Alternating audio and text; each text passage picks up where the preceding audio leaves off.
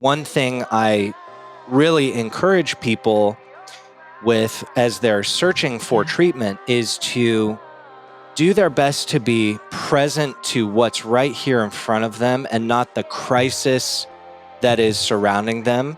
And what I mean by that is that it's really easy to see a situation like addiction and go into full crisis mode. And I don't know if I'm making the right decision. What Dal and I hold true and what we say in some of our videos and some of our content is that treatment's always the right choice. Whatever level of care, treatment is always the best choice. Recovery is the best choice. Stories are powerful. Welcome to the Rise, Recover, Live podcast, brought to you by The Phoenix. This is a space where people impacted by substance use can come to share their story of strength and resilience, get open and honest, and inspire hope and build community through shared experience. We'll be talking to people in our community on their own recovery journey and shine a light on the topic of recovery in all its forms. Maybe you'll hear some of your story in theirs. Let's show the world that together we rise, recover, and live. Hello, everybody, and welcome to another episode of the Rise, Recover, Live podcast. We are your hosts, Bryce the Third. And Liz McKean. Oh, we getting so good at that, Liz. That was a really smooth one. I know everybody is out there cheering us on in our effort and journey to figure out how to best introduce ourselves so that there is equality, because we both contribute in such a way to where we're both the co-hosts and we're both the host. We like to make, what is it that Glennon Doyle says? We can do hard things, but man, easy things, we can't so much do the easy things, but we're getting there. I much rather do easy and hard things with easy people, Liz. And I'm so absolutely privileged to be here doing this show with you. And likewise. So, every now and then you just got to say these things out loud. I know these are things that we all know, but every now and then we got to say these things out loud. It is an absolute privilege to be able to come here and talk to beautiful minds, spirits, souls, and flesh out the journeys for people, for our audience with you as my host, as I'm your co-host. Well, thank you. Well, that was really sweet. You just made my whole entire day. And likewise, I'm grateful every single day for you, Bryce. This is so fun. This is so fun and such an honor. And to do, I can't imagine another person I'd rather do it with, because you're somebody I'd want to have these conversations with anyways. So everybody knows I shed tears on this podcast. Don't start me this early, Liz. We have other people in the room. Yeah, and so usually this is where I say, Liz, who do we got here today? But these guys were really some people that I ran into, and I met these guys in Long Beach, California last year now. Wow, that still feels weird to say. Last year at the LA, no, it was what was the official title of it? It was the SoCal Soberfest. That's what it was. And Katie introduced me to these guys. And anybody that is a friend of Katie, for anybody who doesn't know Katie out there in Long Beach, anybody who's a friend of Katie is a friend of mine immediately without even talking to them first. So she told me about Rehab road trips in Dallas and Jeremy before the event. And then when they got there, I actually had a conversation with them both, and they gave me a little bit of a rundown of how they got to where they are, filming different events and highlighting different rehabilitation facilities and different organizations and the lens that they highlight those organizations in. And it really just sparked my interest. And these guys are super easy going, easy to talk to. And I think within the 10 or 15 minutes that they had me on camera interviewing me, I opened up in ways that sometimes I don't open up for everybody. And, I knew immediately we need to cross-pollinate. We need to get you on our platform with the Phoenix and kind of highlight and showcase you all's journey. So enough about me. I'd like to welcome Dallas and Jeremy from Rehab Road Trips. What's up, guys? What's up? What's going on? Thanks for having us. Yeah, man, I gotta be honest, that whole intro has got me fired up so huge right now. It felt like a lightning bolt just going straight through me. And we're super grateful for our connection with Katie, and having had the opportunity to go down and film SoCal Soberfest. I mean, that's the kind of stuff we live for. For this opportunity to be on the show, we've listened to the show, we love the show. So this feels amazing, and we're super grateful. It's an absolute privilege to have you all here today, and that's what Liz and I love to hear, that you listen to the show. So, we know that you know the energy of the show is all love, it's all compassion, and it's all story. And so, I think first and foremost, let's just kind of get into it. Like, for those who aren't watching this and will have to listen to your voice. Who's who, and do it in such a distinct voice that moving forward, people will be able to tell whose voice is who. So let's start out with introductions. Yeah, so I'm Jeremy. This is Jeremy's voice and Jeremy's face.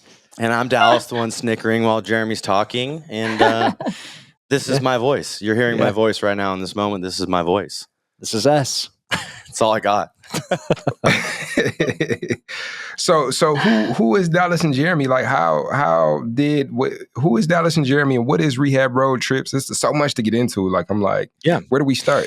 But should we start with us or let's I'm gonna rewind the clocks back to like 2013, 2014, 14. Yeah. So I got sober in 2009. Today, actually, coincidentally, is my 14 years sober.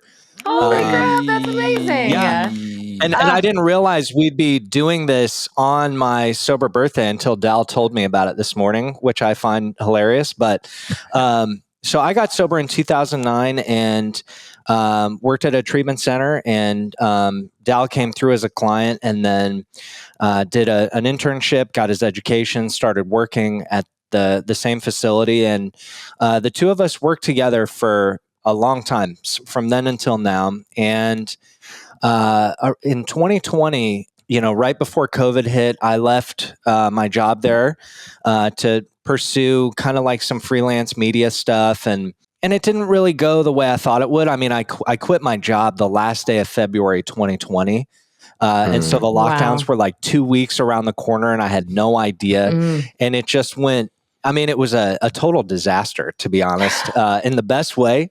And so I think about halfway through kind of the peak of the pandemic, the two of us had been podcasting for a while, found a little bit of success doing it. We loved podcasting, and we'd have people email us, problems or situations, whether it was recovery or mental health or life stuff. And being that we're both KDACs, we're both counselors, and we like to say that we're counselors first.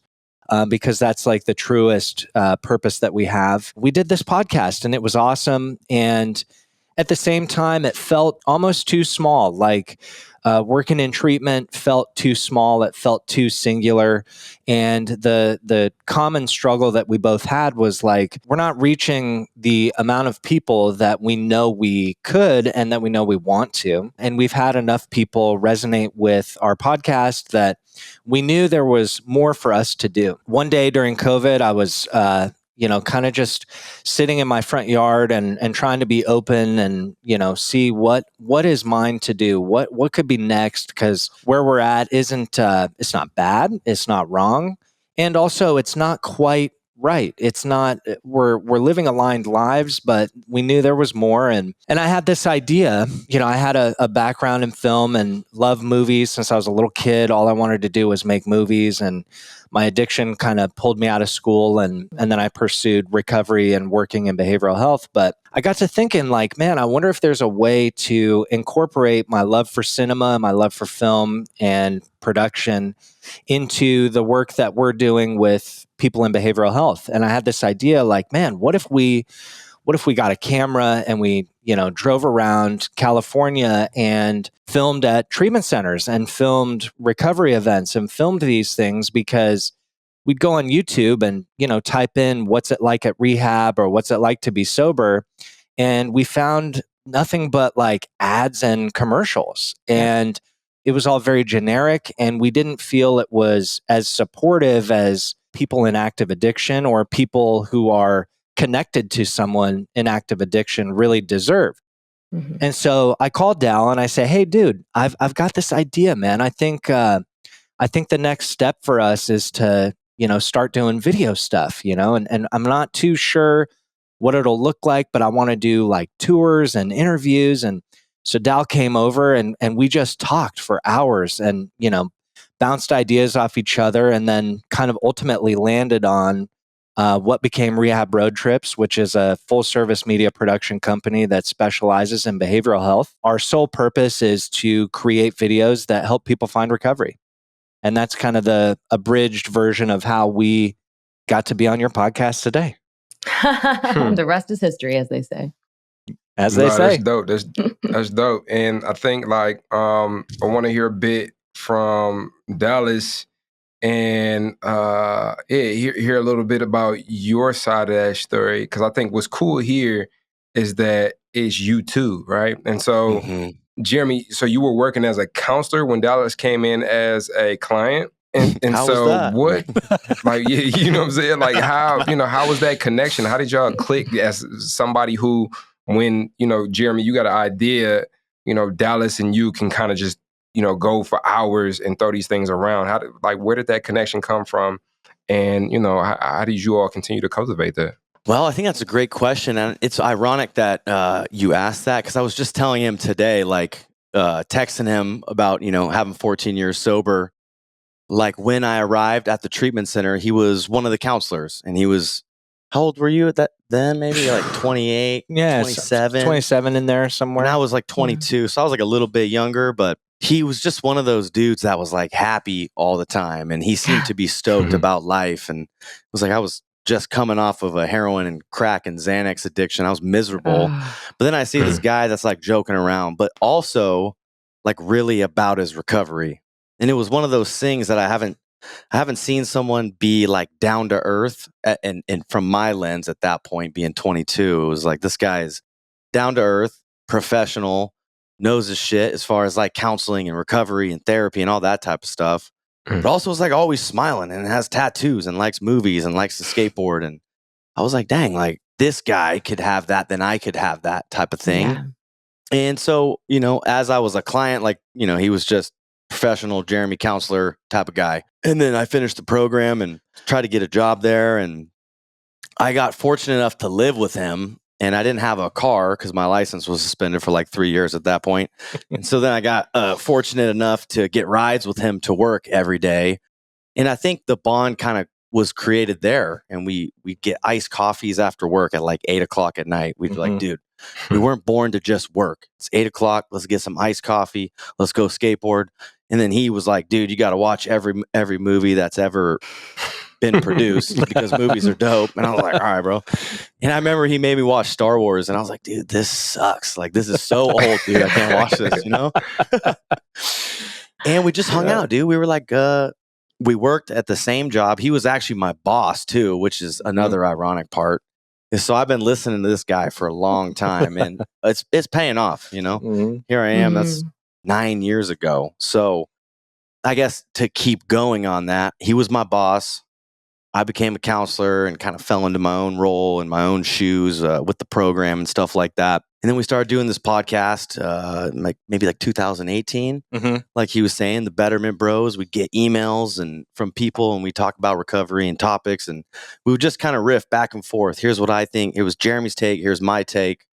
Here's two perspectives. See how these kind of help you out. If they do, if they don't, we tried type of thing. And it was super light. It was always pretty light. 3 years go by of doing that. And like I said, he called me one day and was like, dude, I have this idea about, we didn't have the name yet, Rehab Road Trips, but like, we're going to be in a Sprinter van, just filming treatment. We've always said, like, if you've been to rehab, you wish there was a camera there. Like the stuff that happens in rehab is wild. Like, thank God most of it's private, because it's like wild stuff happens, And so I was like, dang, this is like our first chance to actually like film treatment, because as much as it's wild, it's beautiful. Like some of the most beautiful moments in my life, some of the wildest like realizations and changes I've ever seen human beings make happen in those walls. It's like the AA rooms, like the change that happens. It's like I don't want it to be public to put it on blast, but I want it to be public so people know it's possible. Mhm. Yeah. And there's always been such an anonymous thing to it, which is great. Maybe it doesn't get to the person that needs it as quick. So we've always had kind of this, like, we want to bring it to the world Mhm. because what it is for us is so special, you Mhm. know? And it's like, how can we project that further and further so that people can, you know, A, see it's possible, and then B, get the help they need to make it happen. Yeah. I think I answered the question. I don't know. Yeah, I mean, you know, what even was the question? What are questions, right? Yeah, right. But I think for me though, like immediately what comes to mind is, especially if I have no context. So when you go on record rehab facilities, like you're not like, what does that look like? Are you recording the spaces, but are you recording the experience that people are having in there?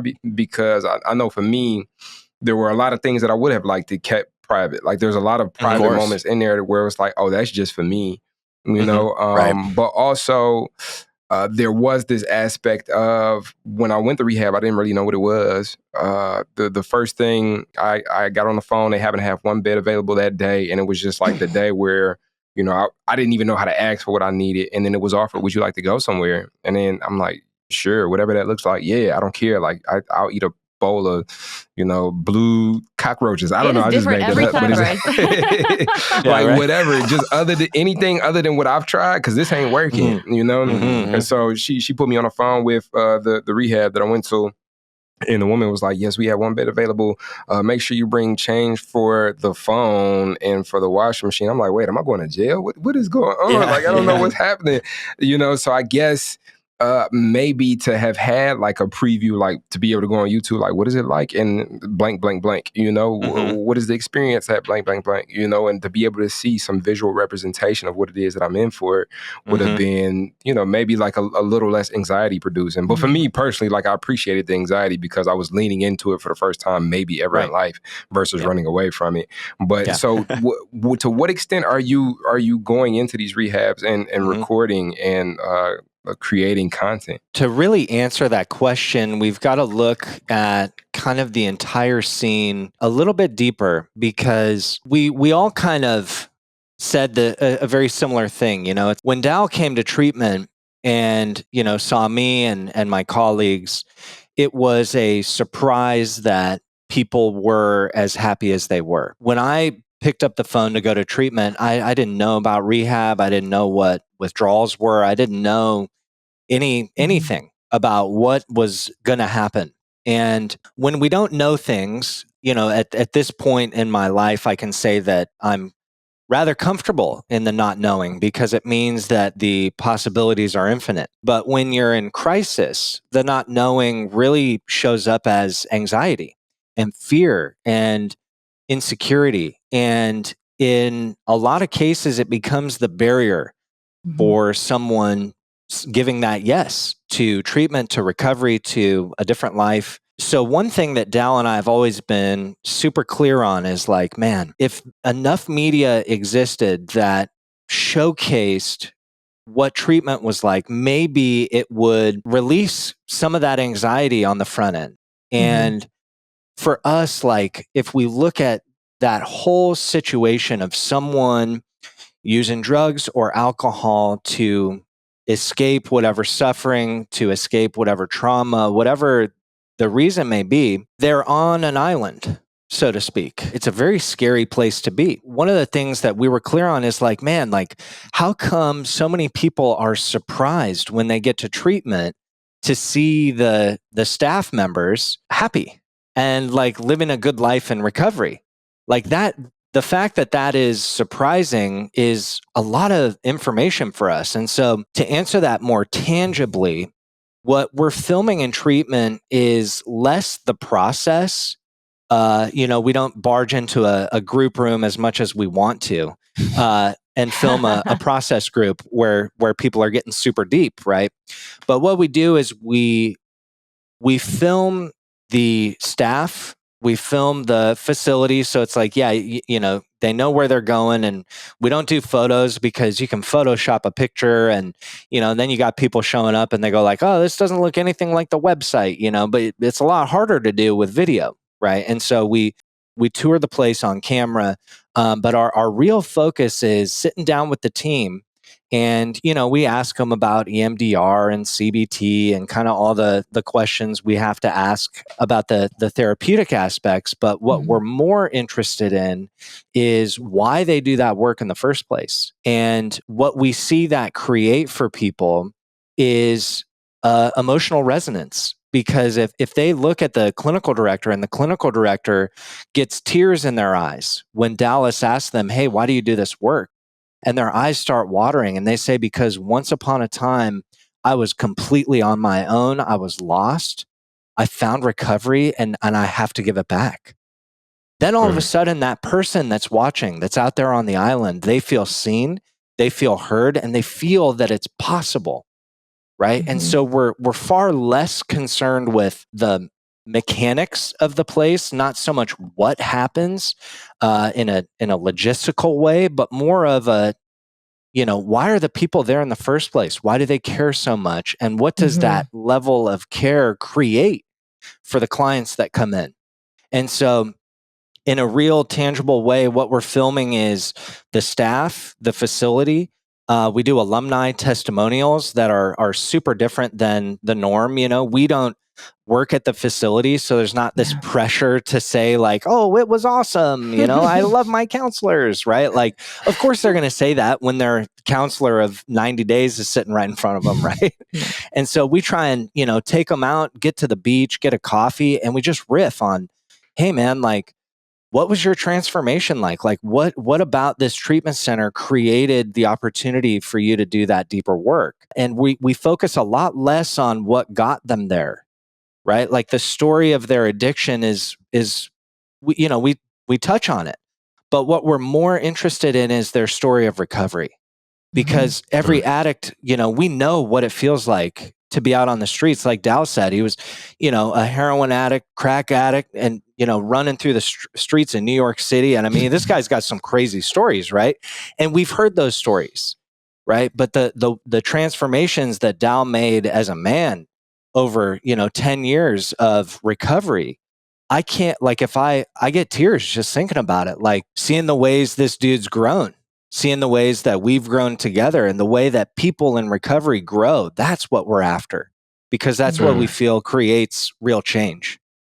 And I think I want to kind of lobby this over to Liz too, because I know it's not a debate, but I think that Liz and I can have different orientations when it comes to like storytelling. And I think that's why we make such a good team, because I'm very oriented towards like solution. Like, what tools have you built? Like, where have you taken it to? Like, how do you show up for life now? Now that you're not using drugs, like, how do you show up for life on life's terms? And Liz has expressed that she is also interested in the story before we get to generating the tools, and how important that is to the tools, because it gives context, because it like lets me know like, oh, I'm not the only one who's going through like some of this wild stuff. Liz, you want to like, speak on why that's important too? Yeah. And, I'm certainly not saying, I think everything that has been said so far is, I mean, thank God that you're doing this work. Like, that's incredible. And I love that you are identifying your audience as not only people who are potentially, considering going to treatment, who might have a lot of fear around that. Cause like, what am I even getting myself into? I'm really giving away some freedom here. And that's a really scary thing when the thing that you're holding on to so desperately for dear life is something that is going to be the first thing taken away from you, which is your drug of choice. I think the fact that you're also identifying that your audience is the family members and the friends and the people who are not the ones that are directly going to be walking into that treatment center, they're going to be watching your videos, and that's going to give not only a lot of relief to them to know that it is possible, like my loved one is going to be okay and safe, but also, see people who are in recovery, who are thriving, who are normal people and like living big, happy lives and making a difference. And, when you're the person and all you see is this person that you love and you can't believe that your family is the one going through this, to be able to see that there's these people with open arms who have been through it, that you can identify to too, because they're at this point that you just recognize them in a way differently that you're going to recognize somebody who's like in it. is so powerful. So I think you speak beautifully to those audiences. And when Bryce and I talk about what elements of stories we are really spotlighting, just like all of us, we're talking to the previous version of ourselves, that the things we wish that we'd been able to hear. So much of what I hear when we tell these stories, and when I hear stories, and when I listen to podcasts and read the books, is things that I wish I had heard when I was in it, in that I wasn't the only one or the worst one. And these things that I kept doing, the way I kept sabotaging myself just when things would start to get good, wasn't just because I was a total failure. I wasn't just the stupidest person alive, because I was so sure I was. And so when I would hear that other people be like, yeah, I had just hit a year and thought maybe I'm okay, and just went to this party, and then, here I am on the street again, or here I am, in the back of a cop car again, or whatever. And I was like, wait, other people did that? And just now, I still constantly now hear in the muck of people's stories things that I'm just like, wow, I thought I was the only one, and I could just cry for that person that I was when I sat there alone, so sure that I was just so broken beyond repair. And so I love those. I love when people so generously share like the really hard, raw, scary things. That doesn't mean I obviously love talking about the recovery piece too, because that's my life now. And I think that's so powerful. And that's where so much of the hope comes in. And I think it's just really important to know who your audience is. I think a lot of our audiences we're actually probably pretty well split. We've got a lot of people who are, in recovery and trying to figure out how to do this. We got a lot of people who are like, yeah, is this for me? Is this possible? What you have, is that something no, look at you. You have the ability to put a sentence together. Obviously I could not do what you do. Whereas, if you're trying to show the world, this is a thing that is okay and safe, and send your love, tell your loved one that it's okay to go here. It's just depends on who you're talking to. What's crazy?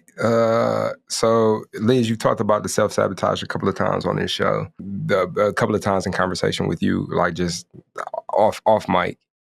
And the epiphany that I just had is that it's important to kind of continue to have this conversation. It's of course, right? Yeah, you share your story over and over again, but it's if I don't continue to talk about that, or if I don't continue to have conversation with other people who have had that experience, there's elements of maybe how I've self-sabotaged recently, and when you say that, it's this is getting a little bit more cumbersome, not because, new obstacles or new adversities have presented themselves, but because I'm beginning to neglect it because it's gotten kind of good and I don't have to pay attention to it. And I've had there's been this pattern where it's things don't get as, urgent as they were. And I kind of let it slip by the side. And the next thing you know, I look at it again. It's now I'm desperate. And now I'm in that frustration mode, but I'm used to that.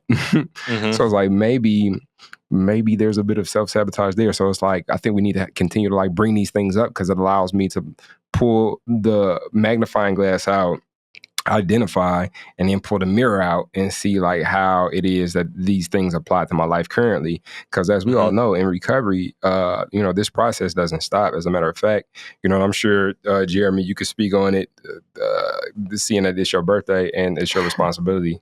Well said. Specifically today, to talk about how there's this thing that people tell me every year, and I've taken it upon myself to tell people for their anniversaries too, and be just as an annoying piece of as everybody else.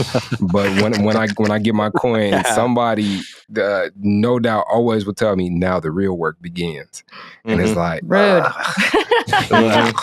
But you're right. Right now, this very moment today is where the most important work will take place. I cannot sustain my recovery today off of yesterday's work. And so, Jeremy, maybe speak a bit about your personal recovery. I know you've emphasized that, the tools and the way that you show up is of utmost importance to the creative vision of Rehab road trips. But and both of you really, for real, what have been some things that you've learned throughout your recovery journey that keep you going and keep you growing and developing and evolving? Damn, what a great question. Great One of my favorite questions. Do you want to lead, Dal? No, it's your birthday, big guy. No, I was trying to. You want some time? Yeah, you go first. Yeah. It's like I sometimes forget, like I wrote my Facebook post this morning. I was like, all right, cool, dude. Like That's it. that's my riff on recovery today, you know? But then Dal was like, dude, we got a podcast. I was like, oh shit. Okay. But yeah, lead the way, Dal. I'll lead the way. Man. Yeah, I mean, I would imagine like our answers are wildly different, which is cool because we're wildly different people with wildly different stories. I mean, I think for me, so I haven't taken the traditional 12 steps route. I did 12 steps when I was younger. I went to treatment my first time 18, and then 19, and then 20, and 21, and 22, and spent 6 years basically in rehab or on the streets, just So like one of An the two. annual tradition, maybe. For a little while. Yeah, one summer in 2019, I went to detox like 9 times. Like I spent my whole summer in detox because you had to go for 10 days. 2009, right? No, 2000. Wait, what? You said 2019. Oh yeah. It's not that recent. Yeah, that's a lie. No, probably 2000. Like 12. I was 19 is what I meant to say when I was 19. But I was in detox. Yeah, good clarification. Yeah, man. Just for the people listening at home, Dal didn't go to, however many detoxes like a couple years ago. This was a while back. It's been a long time. Yeah. But I had to go for 10 days. And I went like for 10 days and I get out and I come back for 10 days and I get out for like one whole summer. Like from May to August. Like that was just the plan. But as far as like what I do for my recovery today, like a lot of it has to do with this guy. Like we're always talking about recovery or in recovery or hanging out with people that are sober. So I brought up the AA thing just to say that I don't attend a whole bunch of meetings. I go maybe twice a year. And oftentimes I go to celebrate like for my homies, like they're speaking at a meeting or they're getting a chip and I'll go. And also I have no qualms with AA. It just wasn't the way that I got sober. I guess a good way to equate it was kind of what Bryce said with I'm a big solution guy. And I felt like when I was younger and going to AA meetings, I was in Park City, Utah, and everyone was 60, 65, and they're 10, 15, 20, 30 years sober, older alcoholics. And I remember one day saying like, guys, I shoot crack into my neck. Like, I don't know if y'all get it. Like, it feels a little different, Yeah. Like my sponsor was like a 68-year-old, like retired ski bum, I was like, dude, like it's different, and maybe I was wrong. Who knows? I probably was. I was young, but I'd go to these meetings and I'd share these wild things. And I just felt like I didn't get anything back. That was what I needed at that moment. And so finally I went to a treatment center that was non-12 step just because I was like, dude, I need something different. Like I need something. I don't know what it is. Maybe this is it. And it was. And this program was holistic, mindfulness, fitness, a lot of like discipline, responsibility. I was a 21, 22-year-old asshole, like super selfish, self-centered. And so for me, the biggest thing in my recovery was learning that like I didn't know anything and that I was like problematic, and I needed to fix myself or no one else was. It wasn't anyone's responsibility but mine. And I feel like, to answer kind of Liz's side of the question, my grandpa he had a heart attack. And one morning I woke up and my mom texted me and said, hey, my dad had a heart attack. I don't want to lose my dad and my son in the same week. You should probably go to rehab. Here's some guy's number. And luckily enough, I woke up. I wasn't sober, but I wasn't high. And I woke up clear enough to just let that message land.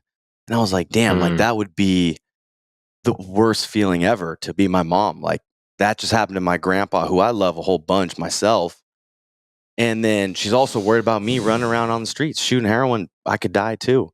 And so I was just like, I'm going. No big deal. I called the guy. I said, dude, I'm coming today. What do we got to do?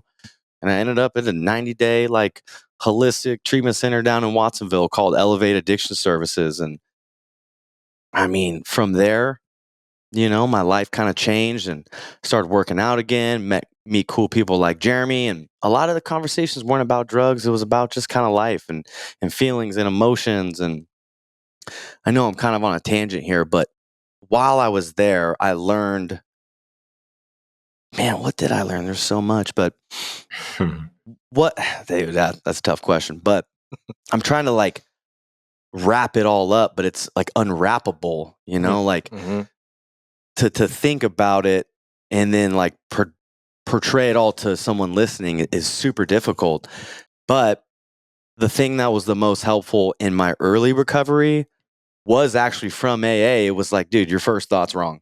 And I just walked around for a year being like, man, whatever I think off the rip is wrong, is super wrong, whether it's just like bad habits or whatever. And I rolled with that for a long time. And it allowed me to create enough of a pause with my own thoughts to have another one or to create a different outcome or a different viewpoint. And from that, I was able to make a whole bunch of changes. And those changes are more like specific and unique. But that one principle of creating a pause, I mean, just from going down that road, it's like, I realized that I wasn't my thoughts. I realized that thoughts are just thoughts and I get to control which ones are important. And just that concept alone has changed my whole life. And to understand that concept was, 23 years in the making. And then I've been trying to live like that for the last 10 years. And it's super difficult still to realize that what I think is not important and also super important at the same time. And I'm still confused about it. Yeah, because there's such a dichotomy there. Like, I think earlier for me, it was important that I was told to practice the opposite. So if I wanted to become somebody who I had never been, I would have to practice the opposite of what it was that I was doing when I was who I was. So it was like, if I had the inclination to steal, like, what's the opposite of stealing? Like giving. If I had the inclination to lie, like, what's the opposite of lying? Telling the truth. If I had the inclination to run, what's the opposite of running? Like, okay, stay here or lean into it. And that really turned me into, around the tables, they say, entire psychic change, right?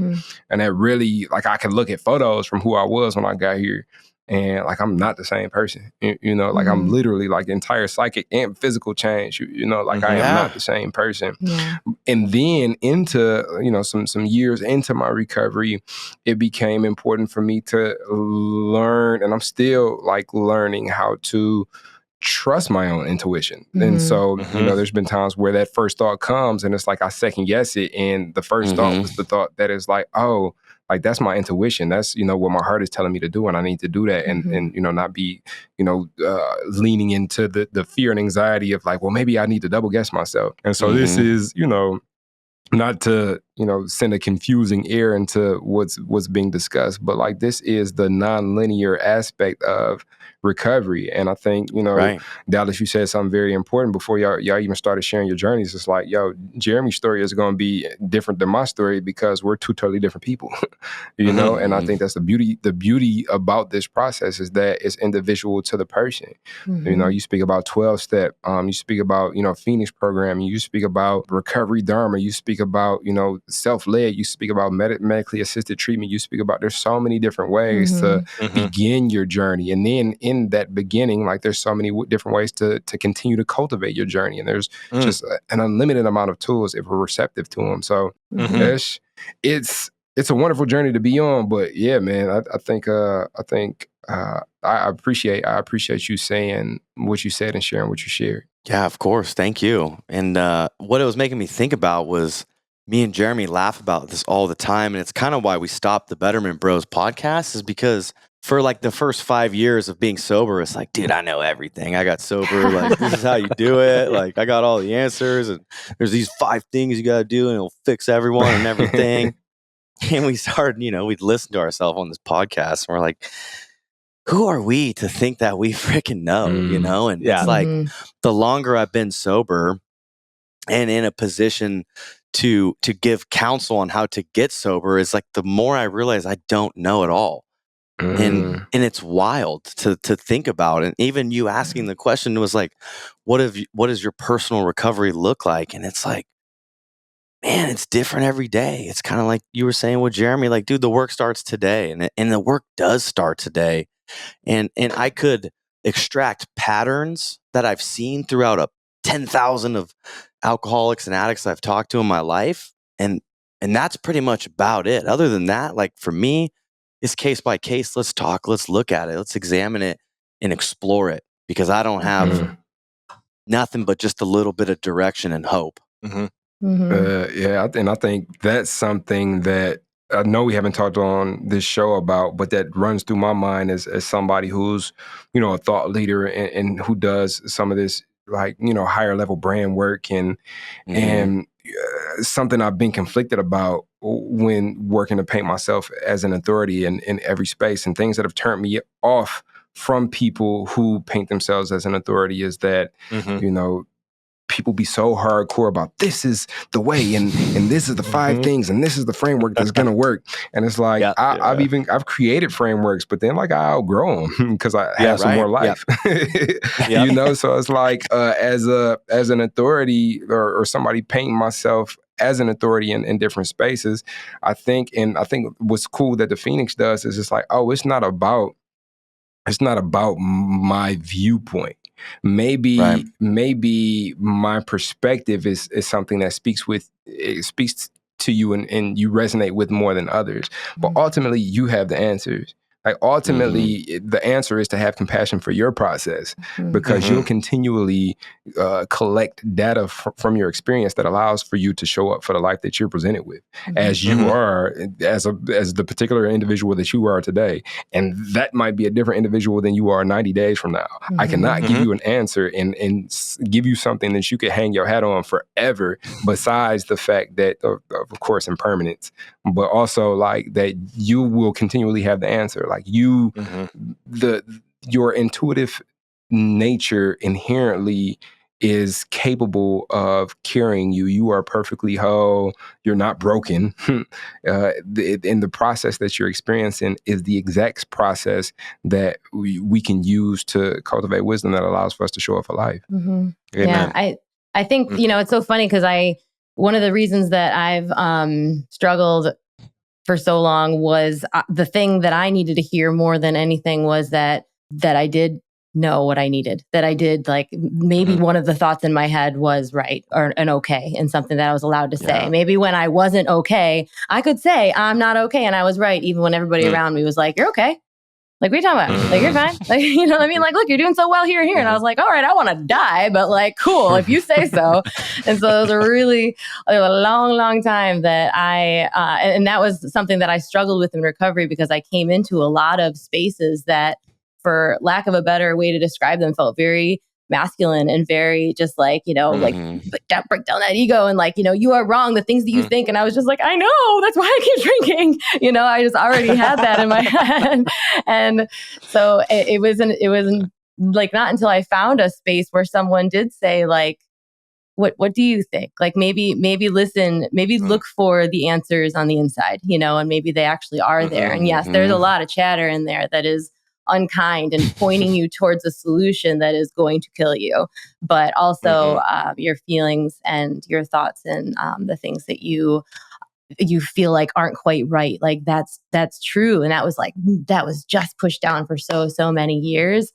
And that's one of the reasons I think that it's so great that we have these microphones, because we all are coming from such different spaces and we needed so many different things. And there's folks out there that are listening who are like, I'm not hearing if I don't hear my story, then I'm not part of this. And I don't even deserve to be able to find what the tool is going to work for me. Resistance can be, especially when it's something so scary as getting help for something that you're really hoping you don't need help for, like any little bit of resistance, which can be like, I'm not like you, can make people not feel like this is a space for them. And I think the things that you both are doing and the way you are sharing your very individual stories is a way that people are able to see that it is, and they do belong here. Thank you for doing that. Yeah, thank you for saying that. Yeah, I love that. I mean, I think you guys are doing the same thing, with the Phoenix and your guys' podcast, where it's like Bryce talking about the solution and you're talking about the story and creating the context and creating the solution. And, it's like, dude, recovery is for everybody. Yeah. Recovery is for everybody. If you want it, it's here. Let some people help you find it and let some people help you share it. And like, let's do it. There's nothing too big or too small. And I love that message because it's for everybody. It's for everybody. Yeah. The water's warm, Yeah. as they say. Yep. Yeah, I think I value this space so much, and the privilege to be able to hold this space because of just how many stories we get to showcase.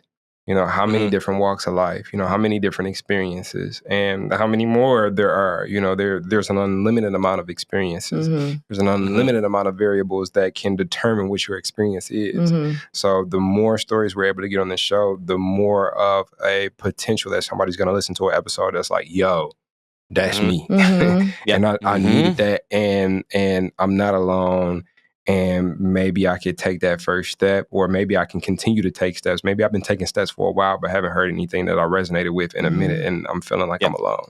Yep. The quicker we could shortcut that process to community, I think we have earned our right to be in this space.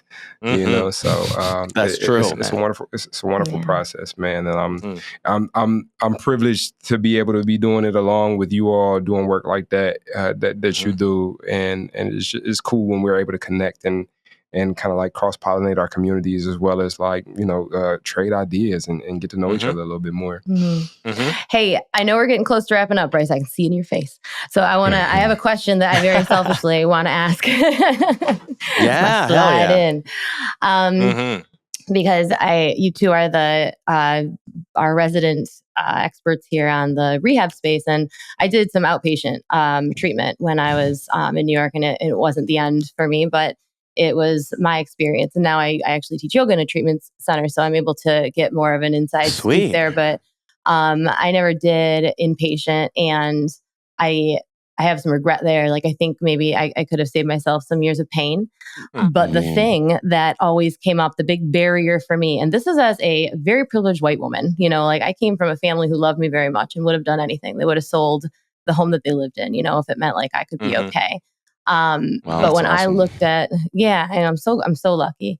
But even with all that, when I looked at the opportunity or potential to go to treatment, it wasn't even just that it's scary. I don't know what it's going to be like. It was that, how the hell am I ever going to pay for this? I've screwed up my life so bad. I don't have any money. And again, I'm coming from a person who had, who could have leaned on resources, but just still felt like there's no way I could do that or ask for that. It's like, how can I leave, whatever job that I'm sure wasn't serving me at the time anyways, for however amount of time, like how could I leave my home or my pets? I can't do it. Like, so yes, that's great for somebody else, but 30, 45 days, even if it's the thing that's going to save my life, like, I just could never get an answer. Like, how could I possibly actually set down the, chaos of a life that I do have to do this? And there are people that have much bigger barriers than I had to do that. So is there an answer to that? Well, Probably not. I think it's a tough scenario, our healthcare system. You touched on something that I feel is almost more important than the tangible solution. And that is like, this idea of going to residential treatment and the commitment that is with the time and the distance and, and whether or not it would have sped up someone's recovery. I don't know. I mean, like we've been saying this whole podcast, it's like everybody's so different, but what I do know is that before I got sober, I've been a creative since I was a little kid, right? And my addiction kind of turned off my perception antennas to creativity.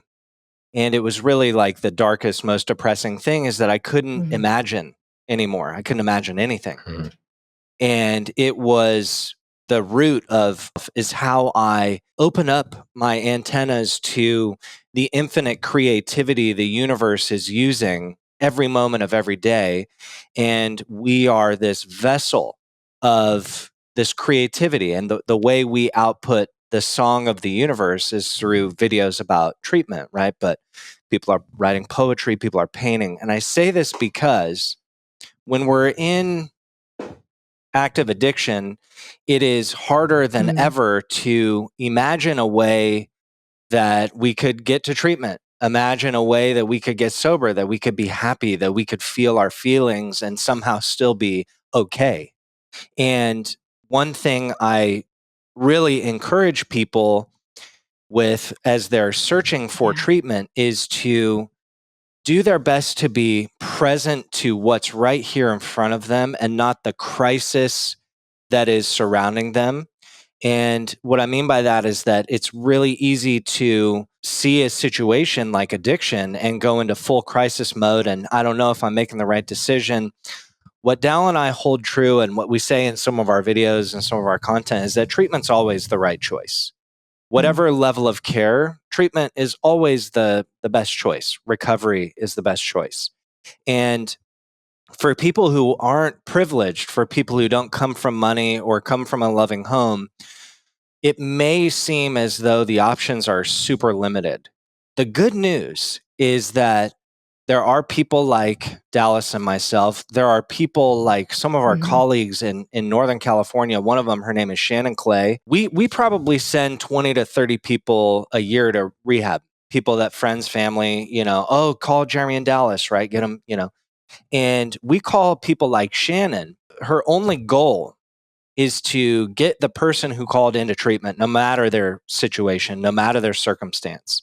And so what I really want to convey for somebody listening, if they're feeling like treatment just isn't possible for whatever reason, I want to say that it is. And I want to say that it's okay that it doesn't feel like it is.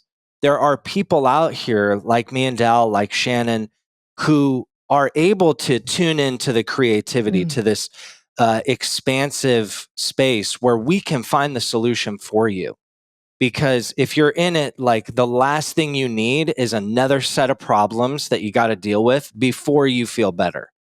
Right. And so don't worry if it feels impossible. All you have to know is that it isn't. And there's people like us to prove it.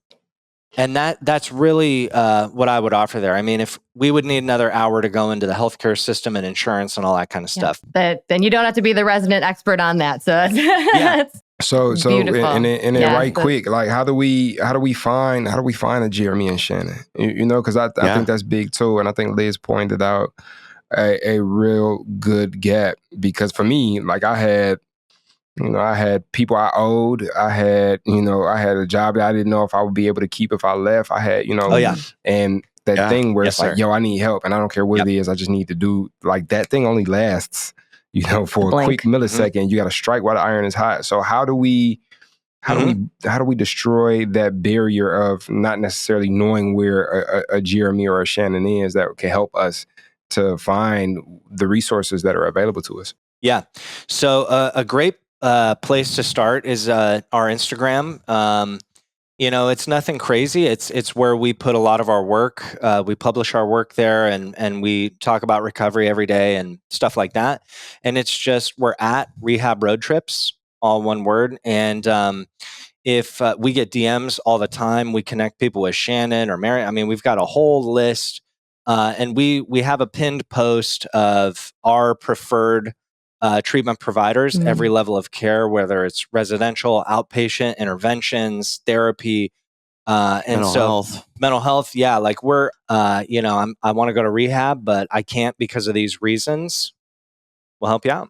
Incredible. Nice. I think, I think we also, when I was in that space, I wasn't connected to a recovery community because I was exactly like you said, like I couldn't imagine that there was ever a solution. And one of the things that was scary was even considering to, walk into a space where other people were in recovery like that, just even like being like, I really am ready to do this thing. In my mind, I thought I was, but it was just impossible. But really, like there were steps that I could have taken. And, I see people in the Phoenix app. I know this happens all the time in 12-step rooms where, if you need a place for your dog to be like loved for the time that you're away, like the community will wrap its arms around you. Like I know there's single moms out there, and like I wouldn't even try to say that I am the expert on that, but I just know that the recovery community is the most generous groups. There's so many different groups of people all around the world, and that. Yeah, I love. Thank you for giving that answer. We didn't practice that beforehand, folks. Of course, that was really beautiful. Yeah, of course.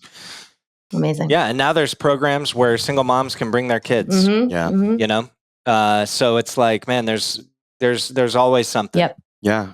I mean, we were just talking with a startup treatment center that was like specifically for people that were like Muslim and like keeping it secret. And that it was like their own Muslim track because that community is like being shamed for having problems, you know, and these people in Northern California, specific program just for that. No one will know. It's completely secret. You can pray at 6 a.m. You can pray at 6 p.m. No one will know. And it's like just for that. And it's like, it's amazing. People like us, somehow we've been hoarding the data and we have it all. And we want to give it away. We want people to find exactly what they need. One video at a time. Yeah, we got it. And we're trying to get rid of it so that less people suffer, you know? Amen. That's dope. Yeah. That's dope. What do you think? All right, well, before we get up out of here, I'm going to lobby it over to Liz for the infamous question. I know, which we will have a jingle for someday because we're going to get fancy, everybody. Watch out. So let's start with you, Dallas. If you could peer back into the past of 2019 or 09 or when you were 19 or whatever year you want to choose, what is a message? What are some words that you would share with a previous version of yourself? Oh, man. Dang, I only get to say one message to myself. I only get one. This time, maybe we'll do it again and you'll have another chance. Not a stream of consciousness, Liz? Yeah. Here's it all, dude. Here's everything. Oh man, that's a great question. Really good question. It's a super good question, and I want to like do a super good job, but I'll just go with like what's coming up for me right now. That's the way to go. If I could talk to myself like right before I got sober, like the tone of like, dude, you're worth it. And like, you're not a piece of shit. This is a difficult part of your life, but it will get better and you're worth it. Like, you're worth investing in. Like, you could be something valuable and you are valuable. Just go figure it out. Like, take the time to figure it out and that you're worth it. That would be like the tone of it. I don't know what the words would be, but that's the tone. It's like, dude, you're freaking worth it. And like, take some action to figure out like what that worth looks like. Love that. Oh, thank you. Crushed it. Big. How about you, Jeremy? That's a super good question. And I think for me, the real suffering of me in 2009 was feeling like it would be impossible to not feel like I did. And so what I would offer myself is that, this first class life that you dream of every day before you hit the bottle, it's possible. And there are thousands, if not millions of people who will believe in you and believe that for you until you can do it for yourself. Yeah. No, that's true. Or something like that, Some version of that. So good. Community, baby. Dude, We here. We waiting on you. Waiting right. on you with all the resources. Dang, I'm fired up. Yeah, definitely. That's beautiful. I'm fired up. Me too, man. Hey. So beautiful. Damn. Well, I wish we could just keep going because we're all fired up right now. And we might have to do this again. This is a really fun combo. We didn't even get into like fitness. Like there's so many areas that we didn't get into that we'll link your website and YouTube and all the places. I'll get all the links from you both before we drop this episode to make sure everyone knows where to find you because I'm sure they're going to want to. I popped into your YouTube before we recorded just to get just like a little bit of a peek. And the one video I saw was where I think, Jeremy, you were the one speaking and you said, it's okay to not be okay. And you just said that in a bunch of different ways. That is like a bunch of different people needed to hear it in those ways. And I'm just sitting there with tears in my eyes, like, I gotta get ready for this podcast episode. But that's the kind of stuff we want people to be able to hear. And so we'll definitely point everyone in your direction. So thank you. If there's any other messages any other places you want to point people with words before we sign off here? I don't think so. I think just our Instagram, we're at Rehab Road Trips. YouTube is the same. And our website is rehabroadtrips.com. Yeah. And our personal Instagrams are on Rehab Road Trips too. If people, feel more comfortable contacting a person rather than a business, those are there too. Yep. It's at Dallas Rehab Road Trips, but it's like RRT. So at Dallas RRT and then at Jeremy RRT. Yep. That feels more comfortable for you. Awesome. Yeah. Perfect. I love it. Well, we did it, Bryce. We Thanks did it. for being my partner. Yeah. I feel like Dora the Explorer. I know. Thank you thanks both for having everybody us. for. Yeah. Oh my gosh, it's been such our pleasure. This has been such a fun time. The time has never flown so fast. I know, damn. So yeah, and thanks everybody for being here and having us in your earbuds or wherever you happen to be. We are just so grateful to be able to do this with you because we wouldn't be here if it wasn't for a community, and this community is everything to. I think I can speak for all of us to all of us as recovery community. So keep listening. Hit subscribe. I almost said review. Hit subscribe if you haven't already. We're here every Tuesday is when our episodes drop. Please do review and rate if you haven't already. We're so unbelievably grateful for every single person who does that. It helps folks find us. And send this episode to a friend. Send this episode to friends who maybe are seeking recovery, maybe who have family members. I don't know a single person who doesn't know someone who could use some of this information. In Russell or in Dallas's words, "You're not a piece of shit." If you needed to hear that today, I think that was you're maybe not. one of my favorite quotes. Yeah. Dang, that's my famous that's your last quote, dude. You're not a piece of shit. That's a good one. Mic drop. Yep. And where else can they find us, Bryce? Come holla at us at the podcast group in the Phoenix app. You know, the Phoenix app is this cool little app you could download, and when you download it, you can see what Phoenix programming is in your area, and it's also got these little community groups in there as well. One of those community groups is the Rise, Recover, Live podcast group. Come in there, talk to us. Me and Liz are in there checking messages on a daily. As the community is in there. They've helped us get this intro together. They've helped us get the show structure together. So come and let us know how we did with the intro today.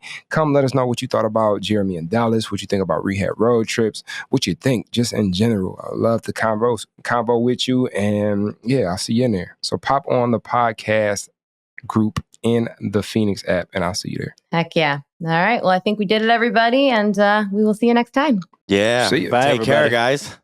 So now you're excited. Bryce, Liz, how do I get involved with the Phoenix? Well, my friend, it is super simple. We actually have an app. Head over to the Google Play Store or the Apple App Store, or look in the show notes of this podcast, wherever you're listening to or watching this podcast, and go download the Phoenix app. The Phoenix app makes it so easy to find classes that are near you or to access our virtual class schedule where you can hop on from the comfort of your home. You can also join our groups and have a conversation with someone from the Phoenix community from anywhere in the world. Please make sure that you join the podcast group where you can connect with Bryce and I and other listeners. Everything that you need is in the show notes. You can also head to our website at www.thephoenix.org. And maybe while you're there, you click the volunteer tab and get even more involved.